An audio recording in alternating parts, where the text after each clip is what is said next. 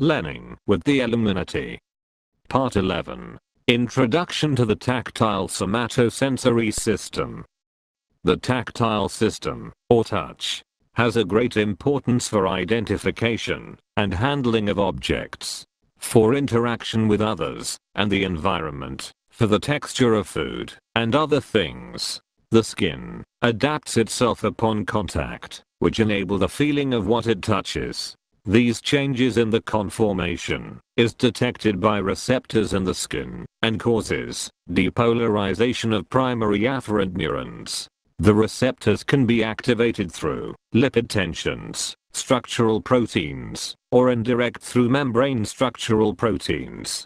These reaction causes sodium and calcium ions to flow into the cell. So far, 2 Meccano-sensitive ion channels have been identified. These are called Piezo 1 and Piezo 2 ion channels. The innervation of the tactile receptors can be divided into 2 different types. The type 1 fibers, which provides innervation to the Merkel and Meissner receptor organs, terminates between epidermis and dermis, and 1 fiber innervates around 10 to 20 receptor organs. The type 2 fibers provides innervation to the Ruffini and Pacinian receptor organs. 1 fiber innervates 1 receptor organ. The receptive fields differs around the body due to different degrees of innervation.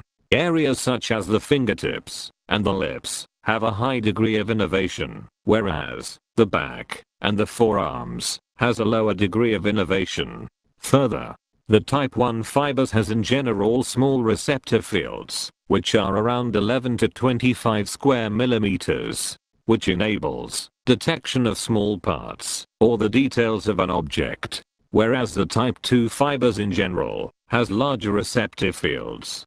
Further, the fibers can either be slowly adaptive, which means that the fiber signals throughout the time that the object is in contact with the skin, for example, size and shape.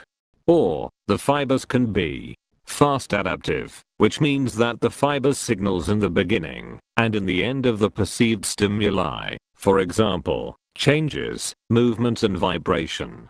The Meccano receptors can be divided into 4 groups. The first one are Meissner, which are fast adaptive. Meissner receptors reacts to touch by quickly register the beginning and the end of the stimuli, and accounts for about 40% of the low threshold Meccano receptors in the hand, important for recognition of motion and friction. The second one are the Merkel receptors, which are slowly adaptive and gives information about sustained pressure. The receptors give signals throughout the whole time the fingertips are in contact with the object. These accounts for about 25% of the low threshold Meccano receptors in the hand, and are important for recognition of shape, texture, and edges. The third one are called Ruffini receptors, and are also slowly adaptive. These signals throughout the time in contact with the object, and accounts for about 20% of the low threshold Meccano receptors in the hand. These are mostly located in the palmar creases and detects the shape of large objects. The fourth and last one are called the Pacinian receptors, which are fast adaptive and are important for detecting vibrations. These accounts for about 10 to 15% of the low threshold Meccano receptors in the hand. The Meccano-sensory pathways. The sensory axons from the limbs and trunk enters the spinal cord via the dorsal roots, and the majority travels ipsilaterally via the dorsal columns of the cord, ascending to the lower medulla, and makes synapses within the dorsal column nuclei. The dorsal columns of the spinal cord are organized in such a way that information from the lower limbs travels in a bundle, known as fasciculus gracilis, whereas information from the upper limbs and body goes via a lateral bundle called the fasciculus cuneatus. These 2 tracts terminate in different subdivision of the dorsal column nuclei. The axons from the dorsal column nuclei reaches the somatic sensory portion of the thalamus. These are called arcuate fibers, and crosses the midline, before forming a dorso-ventrally elongated tract called the medial lemniscus.